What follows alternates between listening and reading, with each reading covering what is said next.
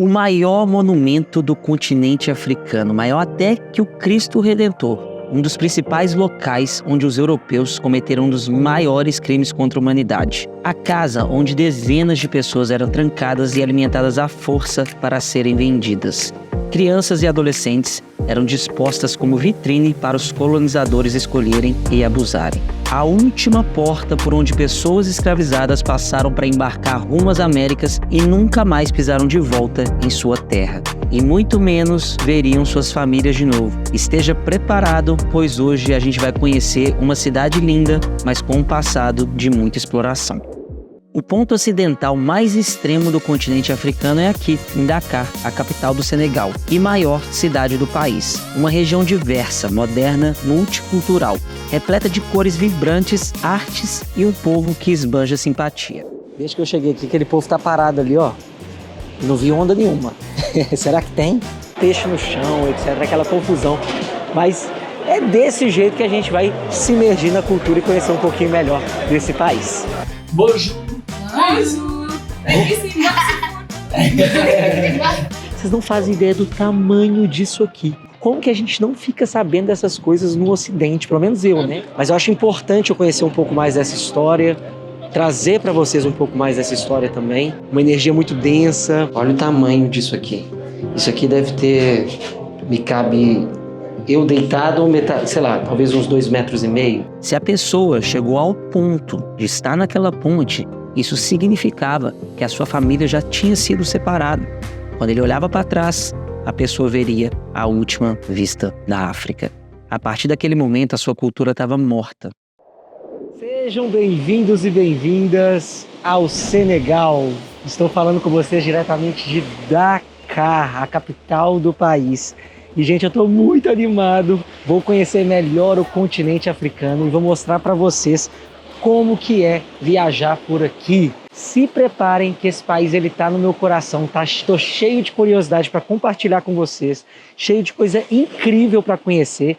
E o meu propósito principal é começar, junto com vocês, a desmistificar essa África. Eu vou ter uma temporada viajando por aqui por 3 meses e alguns países bem especiais. E para começar, a gente vai começar aqui diretamente do Senegal. E depois aqui ainda tem uns lugares bem bacanas para conhecer. Mas bora lá conhecer um pouquinho dessa cidade junto comigo. E ao longo do caminho eu vou contando meus planos para vocês. E eu tenho certeza que vocês vão se apaixonar com esse lugar do mesmo jeito que eu já estou apaixonado em menos de 24 horas por aqui.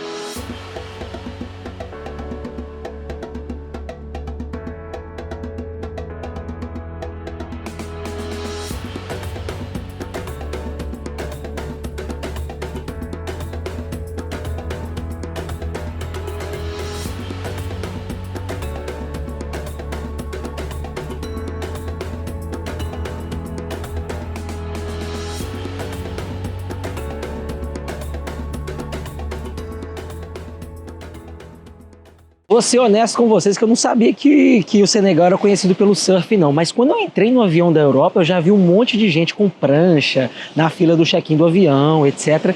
E agora, a primeira praia que eu chego, eu já vejo várias escolas de surf ao redor. Esse lugar que eu tô aqui é uma escola de surf. E aqui na frente, várias pessoas esperando as ondas boas para fazer. Olha a surpresa aí. Mas, ó, fica uma curiosidade. Vocês sabiam que a primeira vez que eu tentei surfar na minha vida, na verdade, a segunda vez que eu tentei surfar na minha vida, a primeira vez que eu fiquei em pé numa prancha, foi lá no Marrocos. O Marrocos é uma curiosidade que as longas mais longas da África se encontram lá no Marrocos. Eu conheci essa praia e consegui ficar em pé na prancha. Em pé, porque aprender a surfar já é um outro rolê. E aí eu não consegui não vou me gabar falando que eu consegui não, porque eu não consegui não. Mas eu fiquei em pé na prancha por lá. Essa é a minha segunda vez na África. Primeiro eu conheci o Marrocos e agora eu tô aqui no Senegal. E dessa vez eu vou conhecer um outro lado, não só o lado árabe. Mas parece que fica só na fama, tá? Porque desde que eu cheguei aqui, aquele povo tá parado ali, ó. E não vi onda nenhuma. Será que tem?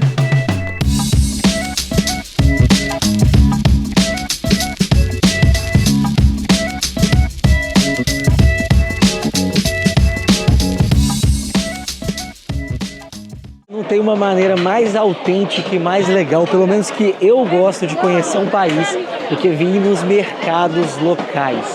Eu acho que eu sou o único turista aqui. Vim conhecer um pouquinho mais. Eu esqueci o nome do mercado, gente, minha memória é uma bosta. Começa com L. Eu vou deixar aqui escrito para vocês. Meu francês não é um dos melhores, né, gente? Eu não sei se vocês sabem, mas aqui no Senegal, uma das línguas oficiais é o francês. E pelo menos as pessoas que eu encontrei aqui em Dakar, que é a capital, todas elas falavam inglês comigo. Eu não, desculpa, francês comigo. Eu não sei como é que vai ser lá no... Perdão, sorry. Não sei como é que vai ser lá no interior, porque a gente vai fazer uma viagem por todo o país. Enfim, tá sendo muito legal. Merci. Aí o pessoal oferecendo carne, gente, as carnes todas expostas, peixe no chão, etc. Aquela confusão. Mas é desse jeito que a gente vai se imergir na cultura e conhecer um pouquinho melhor desse país.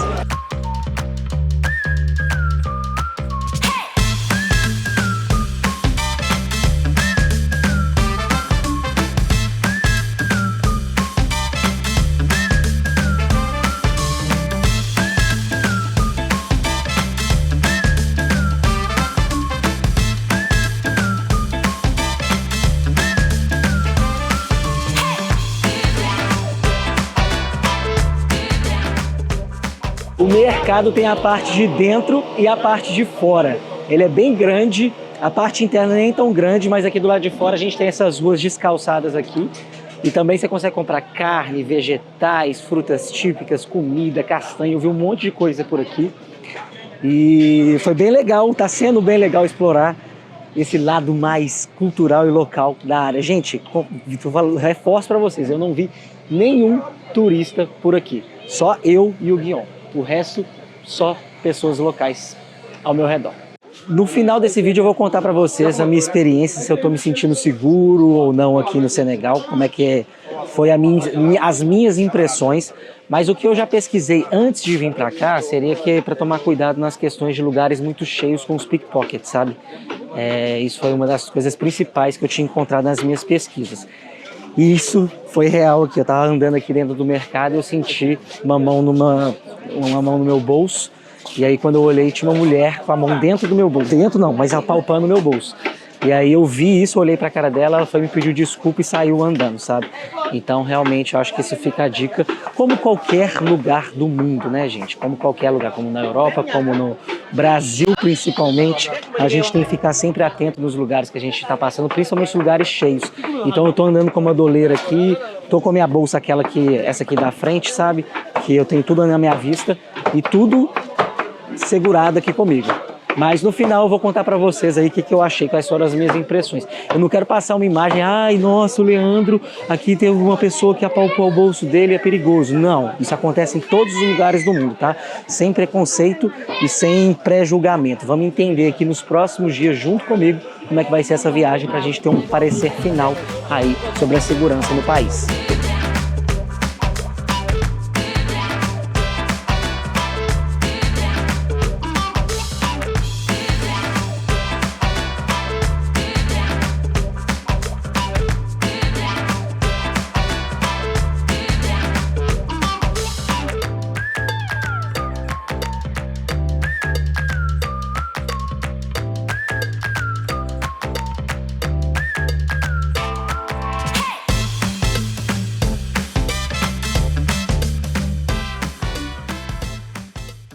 Primeira refeição senegalesa. Cheguei aqui no restaurante, gente, e a gente pediu... Acho que não é muito típico, não. Isso aqui você consegue achar em qualquer lugar do mundo.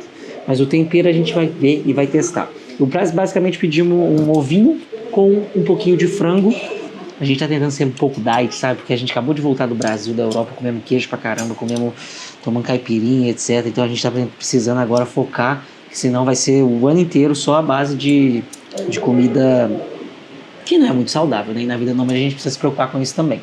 Então, vamos agora comer um pouquinho, porque o dia tá só começando.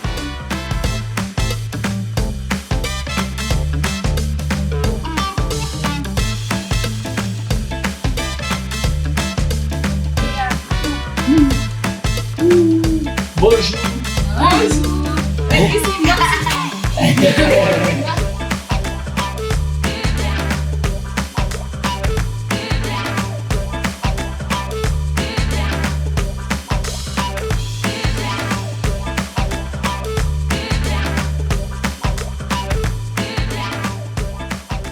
gente estava indo para casa, na verdade, e aí a gente parou num mercado que é o maior mercado da África Ocidental.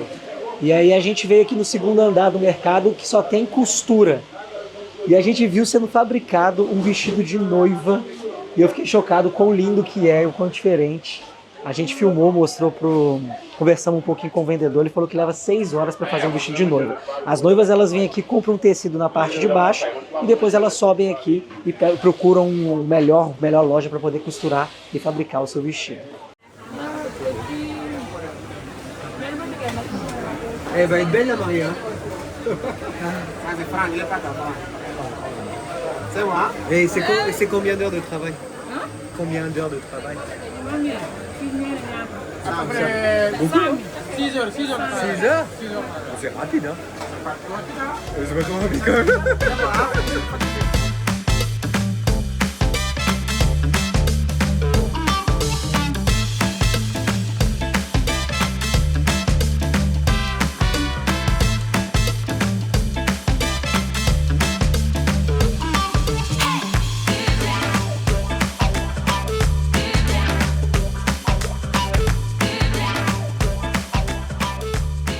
Acabei de chegar aqui em um dos pontos que eu estava doido para conhecer em Dakar, que é o Monumento de Renascimento Africano.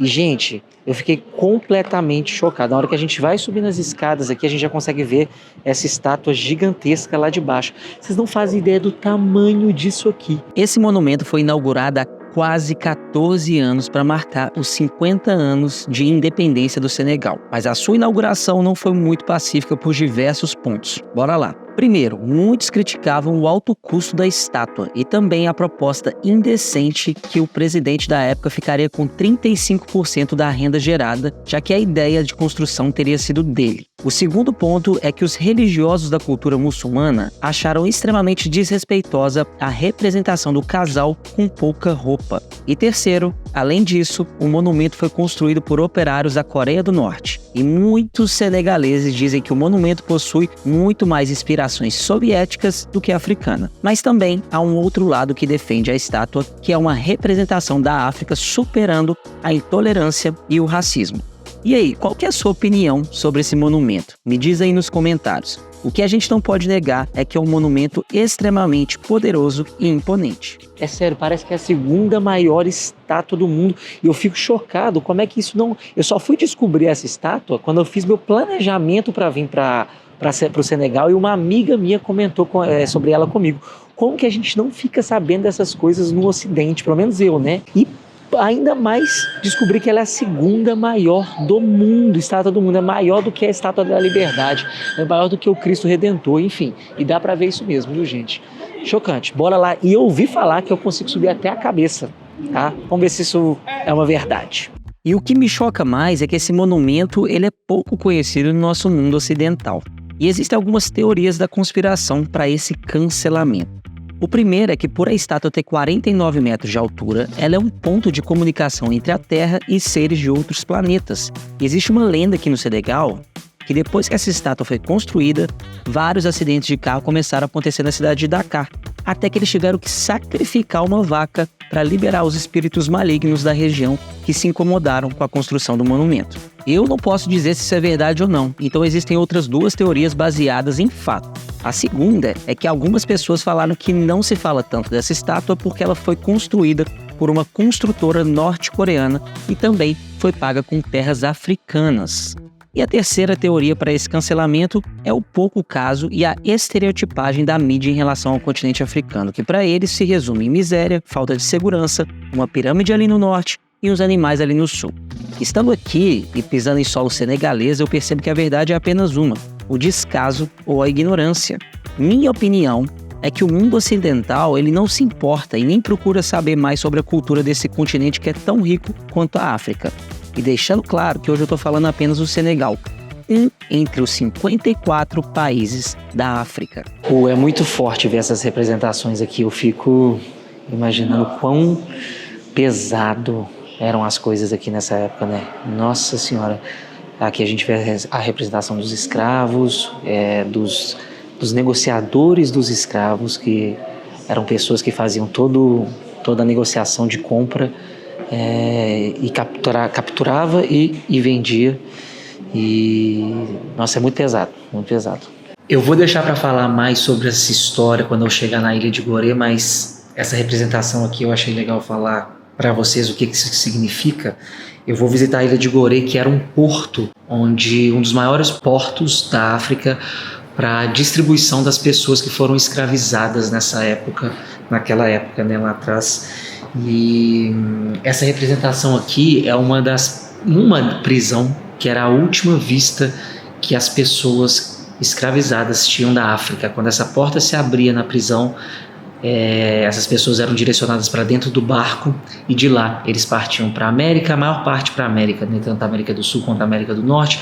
Alguns foram para a Ásia, mas a maior parte foi para as Américas. Então essa era a última vista que eles tinham do continente africano. É pesado, né? E tem como a gente pegar o elevador pra gente ir na cabeça do pai, né? Que essa é uma representação do pai, da mãe e do filho. E a gente vai lá na cabeça do pai agora, o equivalente a subir 15 andares. Bora lá?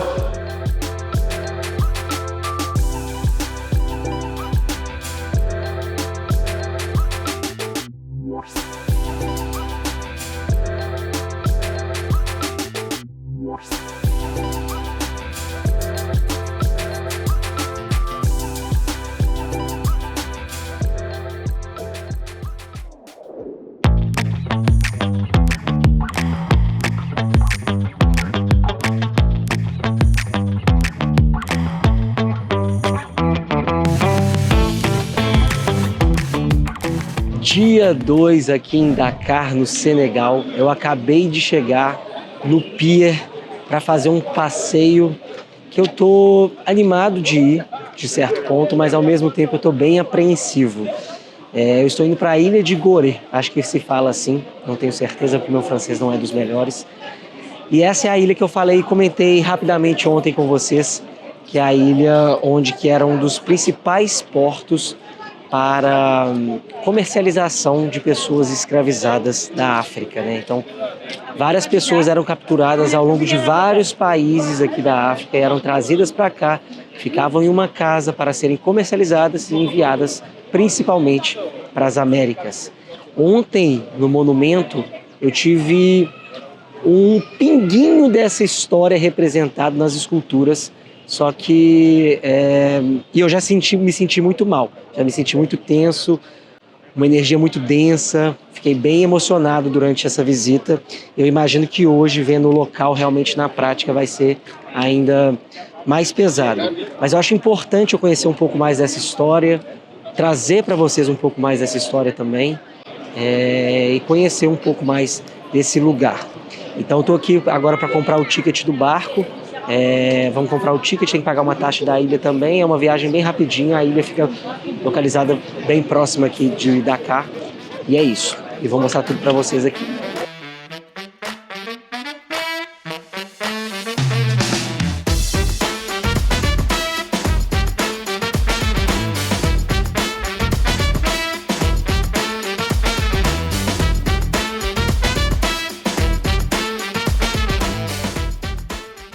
Já estou aqui no meu barco, pronto para ir para a Ilha de Gorée. E, gente, muita gente local. Eu percebo que tem muita gente com comércio. Quando eu cheguei aqui no pier, tinha muita gente falando: vai na minha loja é a tal, eles fazem artesanato. Parece que a ilha é muito bonitinha e tem muito artesanato, etc. É bem limpinha e dizem que é bem legal. E eu percebi isso já entrando no barco, que a maior parte, tem muito turista também, mas tem muita gente local. Agora bora lá para essa viagem, vai ser bem rapidinho, acho que uns 20, 30 minutinhos eu já vou estar lá. Antes mesmo de chegar à ilha, já é possível avistar os rastros da colonização europeia com as grandes e belas construções coloniais e coloridas. Mas chegando na ilha é que eu fui de fato cativado.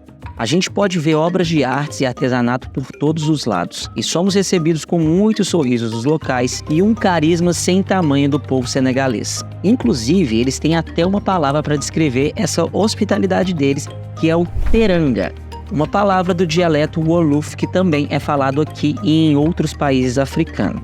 Apesar do francês ser a língua oficial, nem todo mundo por aqui fala francês. Essa é a língua ensinada nas escolas para o negócio, mas o Wolof é falado por todo mundo aqui porque é a linguagem que eles chamam a linguagem da rua. Então as pessoas, a partir do momento que elas saem das suas casas, elas aprendem com suas famílias e com as pessoas e amigos da rua o Wolof. A palavra ela não tem uma tradução literal, assim como saudade na nossa língua, mas ela expressa a forma como eles acolhem calorosamente e inserem as pessoas na sua cultura de forma harmoniosa e com simpatia, principalmente os visitantes. Eu li uma entrevista de um cozinheiro senegalês que deu a melhor descrição possível para essa palavra. Teranga é quando você for se alimentar, as pessoas te chamam para se juntar à mesa e oferecer a comida do próprio prato. Isso foi dito por Pierre Thiam, um cozinheiro senegalês dono do restaurante Teranga. Esse restaurante fica lá em Nova York e ele disse isso numa entrevista ao BBC.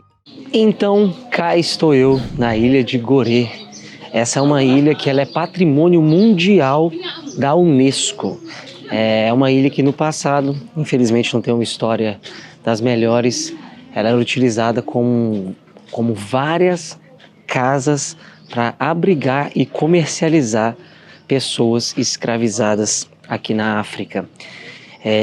Hoje em dia, a ilha ela teve toda uma renovação, né? Uma ilha que, assim, eu tô chocado tanto que é limpo, porque Dakar eu achei uma cidade bem suja, sabe? Aqui já é o oposto, muito artesanato local, muita vendinha, comércio. A ilha é uma gracinha, sabe? Restaurantes bonitos à beira-praia, mas antigamente escondia uma história terrível, né? E algumas dessas casas, como eu disse para vocês, elas foram renovadas e hoje são comércio, pessoas moram por aqui. Só que o governo deixou uma casa como uma memória para a gente lembrar, para a gente entender mais dessa história, que é a casa que hoje se transformou no museu, né? Que é a chamada de Casa dos Escravos. E eu vou fazer uma visita por lá agora para entender um pouquinho melhor dessa história, para conhecer um pouco mais e vou mostrar tudo para vocês aqui. Eu tô com uma energia bem baixa, apesar de querer conhecer isso, eu tô sentindo uma energia bem densa e nada dessa beleza dessa cidade vai esconder o que aconteceu por aqui, né? E isso deixa marcas que não são apagadas com uma loja de artesanato ou com uma parede pintada bonita. Então vamos lá, vamos conhecer um pouquinho mais e mostrar tudo para vocês aqui. Gorée é realmente muito pequena, mas somente em tamanho, porque em história carrega o tamanho e peso que eu sou incapaz de descrever. Eu tô falando aqui do que talvez seja o maior crime contra a humanidade já cometido em toda a nossa existência. A escravização de pessoas negras africanas que foram arrancadas de seus lares para serem tratadas como produto em comércio ilegal nas Américas durante 350 anos. Gorée é apenas um dos incontáveis centros comerciais dessa tragédia, mas foi um dos mais importantes naquela época. E não foi à toa, ele era estratégico e eu vou te explicar o porquê. O motivo é que Gorée possui uma localização extremamente privilegiada para o crime que eles cometeram. Mas não é qualquer privilégio, são logo 3. O primeiro é que a ilha possui uma distância relativamente grande da costa, o que evitava com que as pessoas tentassem fugir nadando. O segundo é que Gorée é o ponto mais oeste de todo o continente africano, ou seja, o ponto mais perto das Américas. O terceiro ponto, além de tudo isso, é que Gorée está bem em frente ao mar aberto do Oceano Atlântico, o que facilitava a parada de navios negreiros para os reparos, carregamentos e embarque de pessoas que seriam tratadas como mercadoria nas colônias europeias. Gente, é muito chocante. Olha o tamanho dessa sala aqui que as pessoas ficavam presas, podiam ficar cerca de 3 meses aqui, esperando para serem comercializadas. Olha o tamanho disso aqui. Isso aqui deve ter, me cabe eu deitado, metade, sei lá, talvez uns 2,5 metros. Eu aqui nessa posição, mais metade do corpo, e aqui a mesma coisa, um quadrado extremamente pequeno. Essa aqui tem, algumas só tem uma janela, esse aqui tem pelo menos 2, tem uma janela aqui e essa janelinha curta aqui. Mas dá uma claustrofobia, eu aqui sem ninguém dentro, e nossa, é muito triste imaginar o que já passou por aqui, né?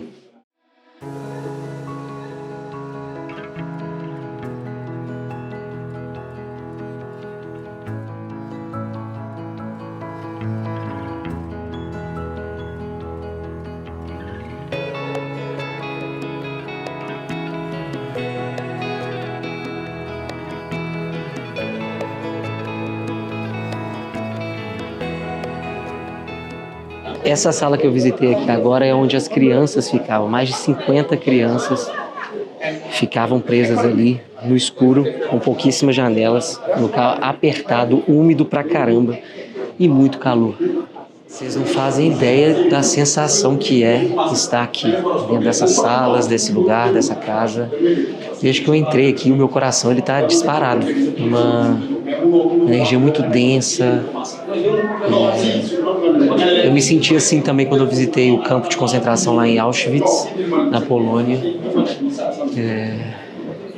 Imaginar as coisas, nossa, fica até sem palavras aqui, de imaginar as coisas que passaram por aqui nessa época.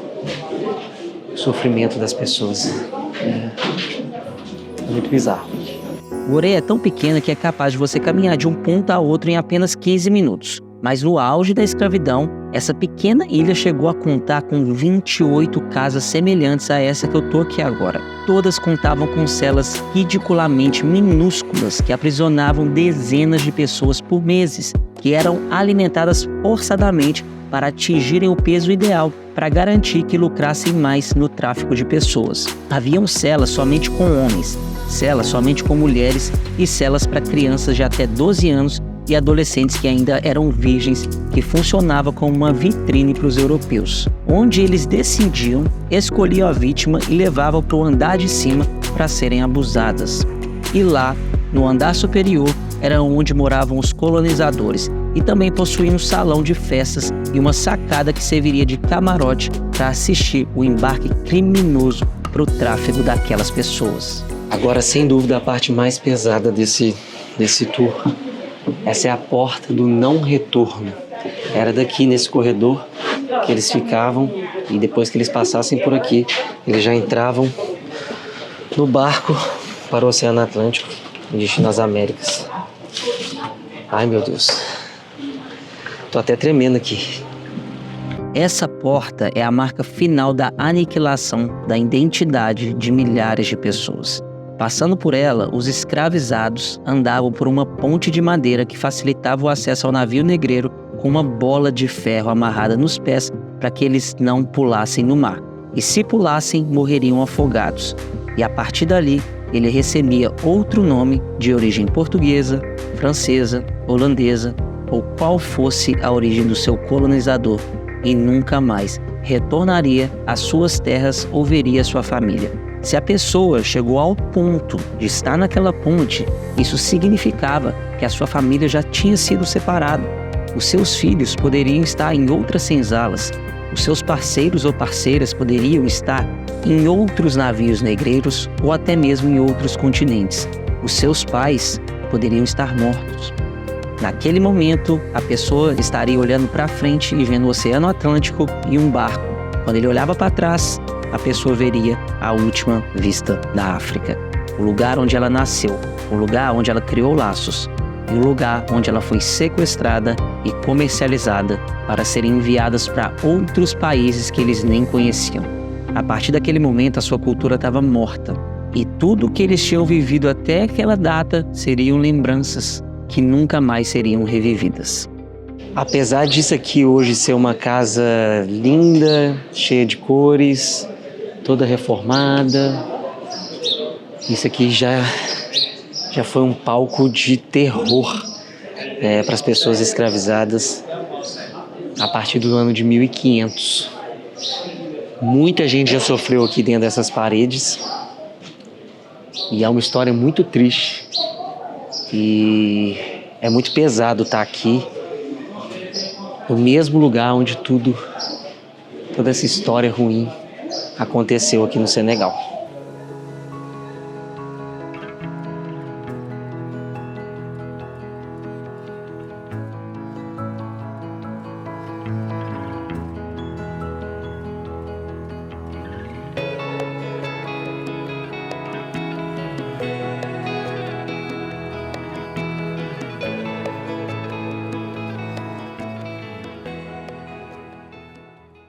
Definitivamente essa ilha, ela vale a sua visita se você vier aqui para o Senegal.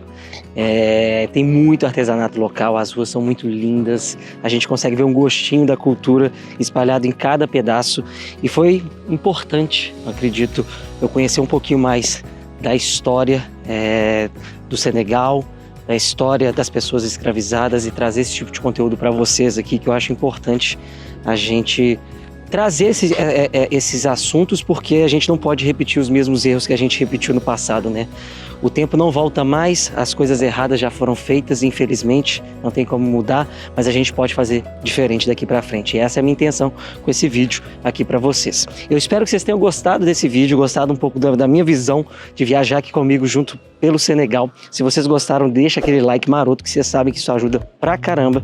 E também, se você não é inscrito, se inscreve no canal, porque a gente vai ter muita viagem aqui. E se esse vídeo for bem, aí vocês preparem que eu vou trazer cada vez mais vídeos assim para vocês. Um grande beijo e até o próximo vídeo.